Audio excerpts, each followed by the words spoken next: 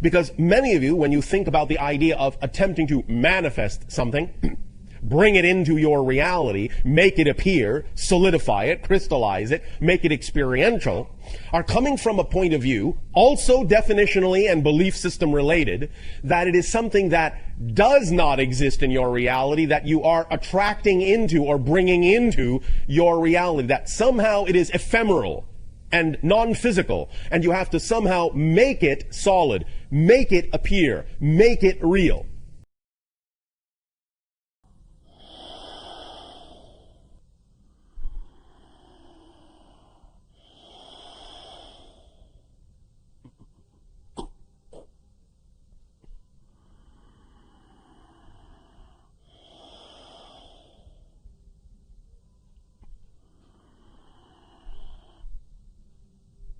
Oh, let's say good day to you this day of your time. How are you all? All right. First of all, once again, we thank each and every one of you for your participation in the co-creation of this interaction and allowing this transmission to occur. This day of your time, this transmission is part 2, as you call it, of a 3-part transmission. Last night of your time, in your time, moments ago to us, we spoke about the idea of 15 minutes and counting, wherein we describe the idea of the plasticity of the neurological net of the brain, and how every thought, every idea, every feeling, every belief, every definition changes, literally changes the pathways, the neurological pathways of the brain, and how, in what we are about to transmit, the information therein can allow you more efficacy in taking those changes and forming those changes along certain vibrational lines to instill certain pathways that will become more superconductive and hyperconductive, to allow you to become a more refined antenna, to allow the brain to become a more refined receiver of the downloads from the higher mind, so that the physical mind, in having that brain rewired into a more receptive, more clearly receptive antenna, then the physical mind can take what it perceives as more representative of the vibration of the download from the higher mind, and you can be more in accord, more in alignment, more in agreement with the idea of the guidance of the higher mind. In understanding that it takes about 15 of your minutes from the beginning of the rewiring, for that rewiring in the brain to go from a plastic state to once again a crystallized state and hardwire itself with the new information. This transmission has been designed, and later on the holotope experience specifically has been designed to allow, during that plastic state, when it is going from rewiring to hardwiring, to be imbued with the appropriate frequency to ensure as best as possible that when it is hardwired, it retains the appropriate vibration that will allow your brain to become a clearer receiver and an antenna for the download vibration from the higher mind. But before we get to that point, in our 3rd part of the transmission, we would now like to examine and explore with a kind of an X-ray approach the idea of what beliefs are, what it is you are specifically looking to change. And this is why we have entitled the idea Brick Walls and Beliefs, because we understand that very often when you have a belief and you wish to change it, you say you prefer to change it. Sometimes we know that many of you experience a great degree of difficulty in allowing that belief to change. So what we are going to examine today is the actual nature of, the actual structure of beliefs, so that perhaps by gaining some insight into the actual structure of the belief, you will understand how it is organized to perpetuate itself, and you will perhaps also gain greater understanding in understanding that how that organization works, and how you can, in a sense, break it down, how you can deal with the different components of the belief, how you can recognize the different tricks, in a sense, that negative beliefs have in their toolkit to perpetuate themselves and make it seem as if it is difficult or maybe even impossible to change that negative belief. The idea, first and foremost, as we have discussed before, of course, is that when you attach certain kinds of beliefs to your motivational mechanism, you are then automatically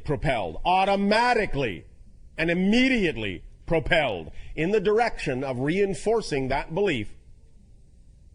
And the idea of the motivational mechanism is, again, quite simplistic. You are always motivated by the same mechanism to do whatever it is you choose to do. Always, without exception. You only have, really, two basic motivations that are really simply different sides of one motivational mechanism.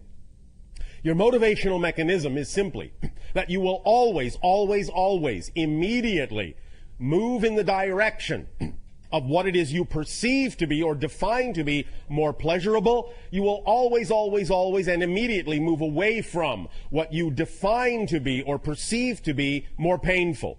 The key herein is the idea of what it is you define, what it is you believe, what it is you perceive to be pleasure and pain.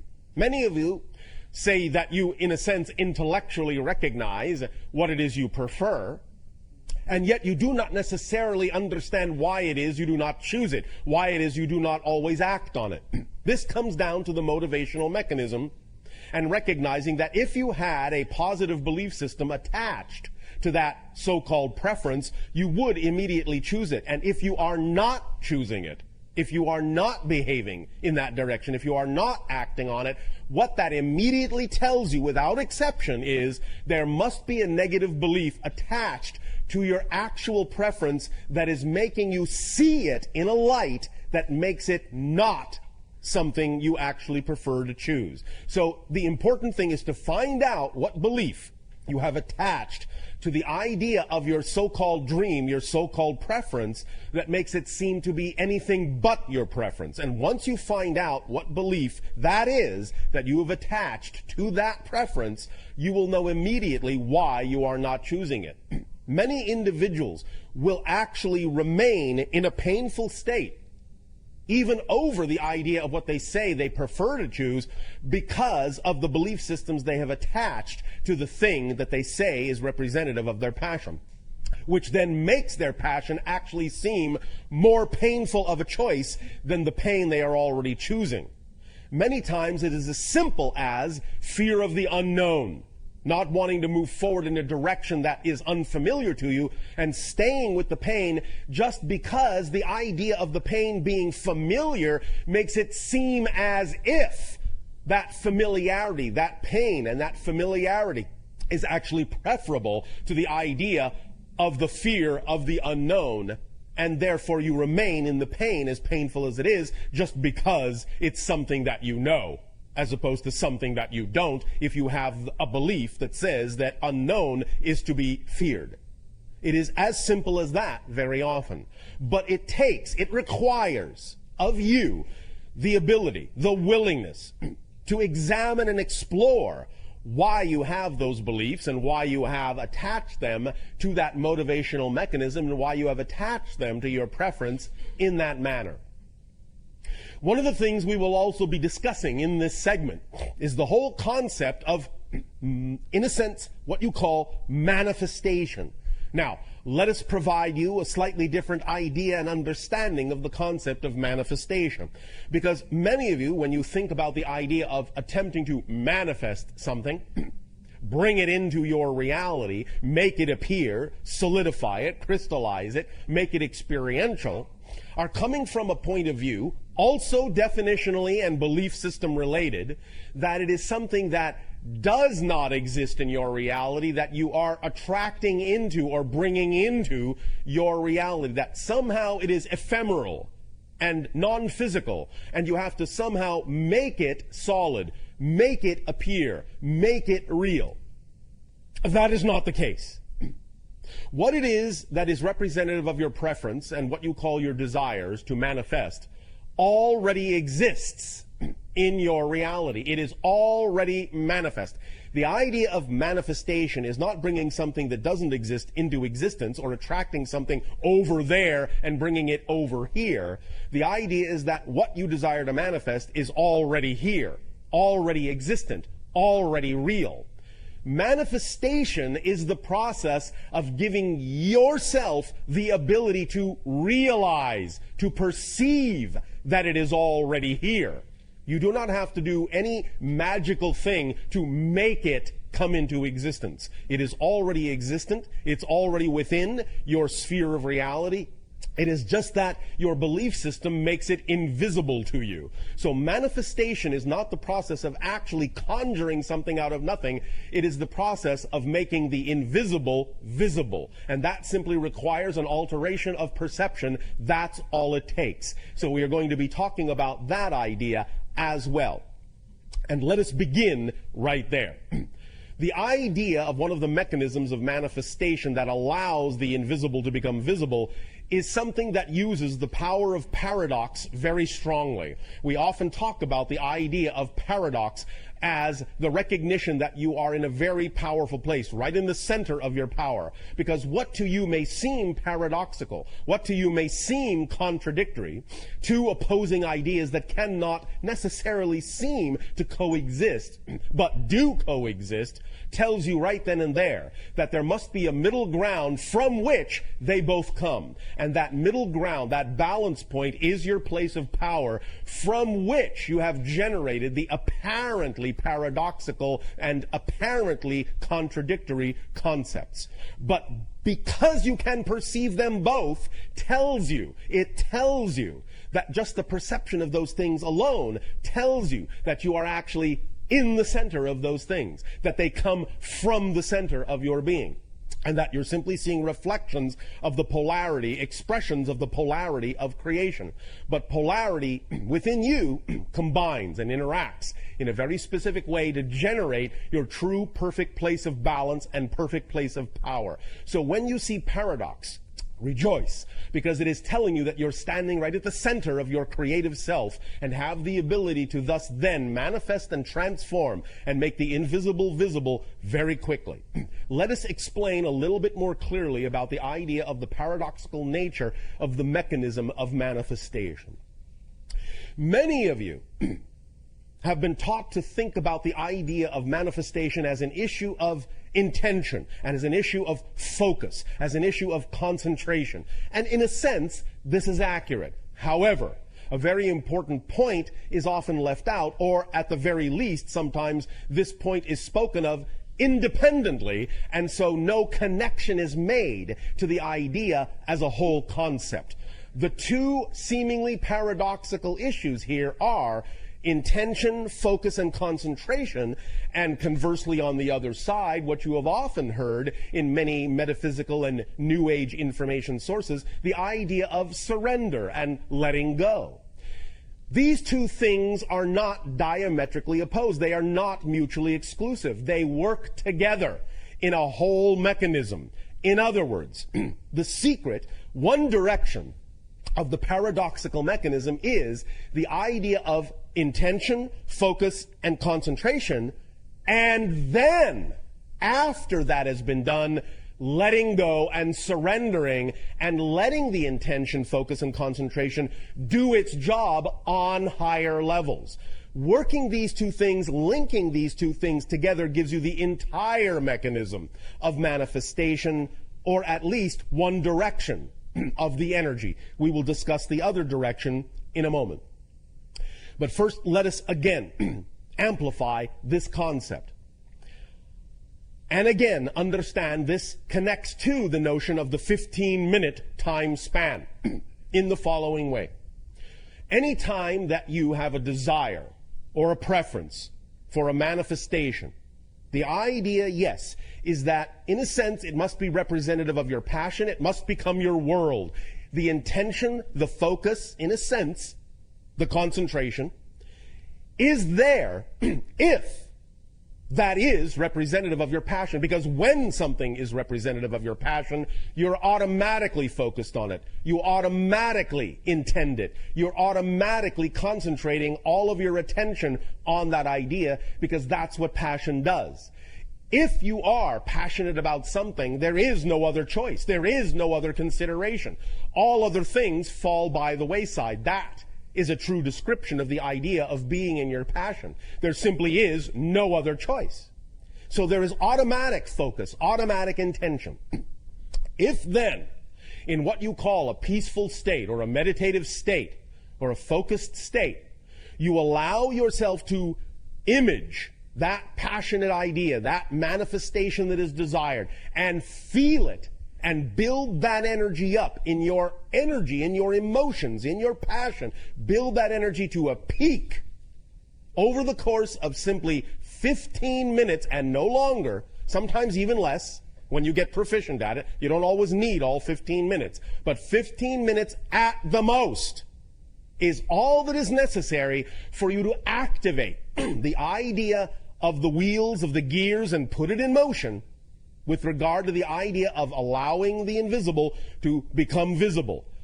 But when you do that, when you build it to a peak over the course of a few minutes or 15, the next step is to completely and utterly let it go. Forget about it. Stop caring about it. Let it go. Surrender it utterly to the higher self. Let the higher self now do the job. You see, physical reality, while apparently complicated at times, is actually not extremely complex. In a sense, it is actually built on very simple principles, and you don't actually have to do very much to get the ball rolling. So, because your physical mind, as we have said a few times, is not designed to understand how things are going to happen, how things are going to manifest, the how is the purview of the higher mind, and because the physical mind does not actually have the capacity, the capability to understand, it is not designed to understand how that's going to happen, all it needs to do is flip the switch and let the higher mind do the how, do the things that are necessary to cause the synchronicities in your life that need to be there, and the downloads and the inspiration that need to come to you to allow the invisible to become visible, to allow the manifestation to occur.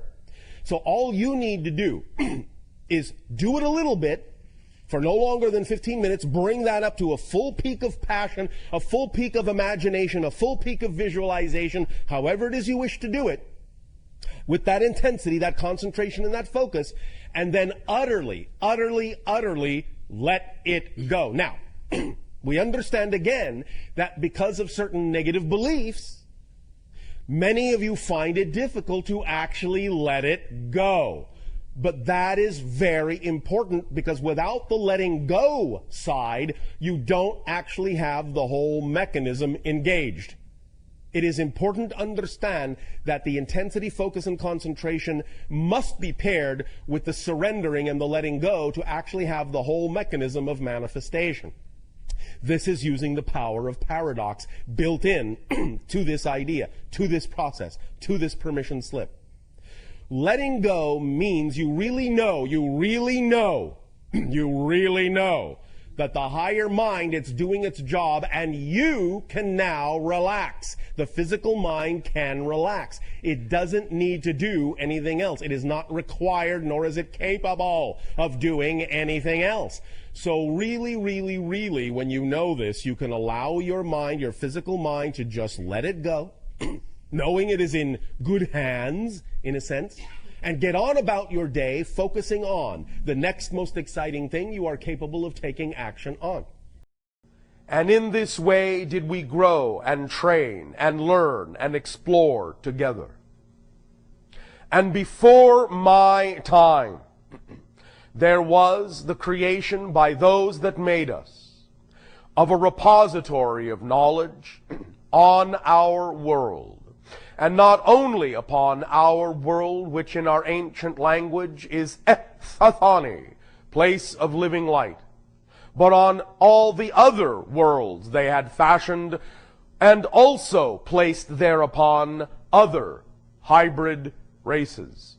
each of whom would play a part in a variety of ways of opening up remembrance, contact, and continuance with the ancestors, which are you, Enani, in our ancient language, the ancestors, the ancient ones, who are, in that sense, from whom we are made. We are, in that sense, all the hybrids, your extension and your children, but each plays a different role in the remembrance and rejoining of family. We play our part in initiation, but there are those who will be the first to make open contact with you, who have begun to show their ships to you, as we have named them, those encounters you have come to know as the Phoenix Lights, being representative of one such ship of that group who shall be the first, and are now through us allowed to represent that as we are Ethithani and you are Anani, they are the Shaoliniah, which means those who will come first. The Shaoliniah are our cousins, our brethren, and your immediate children, from those experiences you have labeled abduction on your planet, which is for the further perpetuation of the species of those who made us. Your counterpart humans in a parallel reality who have mutated beyond the recognition of the human form, and in so doing prevented themselves from continuing in the same manner as which you do through reproduction. But in contacting their parallel selves, of which you are parts of the same oversoul, to, shall we say, initiate the idea of contact through what you have called the abductions, did form bonds that were unexpected in their oversouls to allow them to glean and glimmer a new sense of emotionality and the potential of what you can become as a parallel reality that can take a path unlike the path they took. They recognize that you are similarly heading down the same road of destruction, but know that for you there is a fork that they did not take. And in so creating the hybrid races such as ourselves, did put upon us the task of assisting our ancestors, the Anani, to aid and assist in waking you up as you travel down that path, so that by the time it comes time to arrive at that fork in the road, you will take the one they did not take. And you will take the one that will allow you to continue. And you will take the one that will allow you to rejoin the family that they have taken from you in perpetuating themselves. The family that shall return, the first of which being the Shaoliniah. As they return, as they open contact, they will bring gifts of knowledge and awareness. They will remind you of your true histories. Not history in the singular, but histories. All the way back to the origins of the DNA that has plied its way through space, finally arriving in the solar system you call your own, and setting up incarnations on the planet that has been destroyed, Marduk, on the planet that has been destroyed, Mars, on the planet that has yet to be seen as whether it will live or die, the Earth, but which we know you will continue on with. For we would not at this point be speaking with you had you not taken the fork that would allow for the family reunion. We thank you for taking the fork, and even though we know these are still what you would recognize as the dark days of confusion, when it does not always seem as if you are moving toward the light, from our perspective, the gift that you have given to us of life allows us to reflect our knowing back to you that that is the road you are on, for we are on it with you. And we will never, ever leave your side. Though we may present ourselves in various ways at various times and express our beingness with you in a variety of endeavors, that shall take different forms, that shall transform. Always it will be with the essence of ourselves left within that endeavor that shall continue side by side with you, the Anani, our ancestors.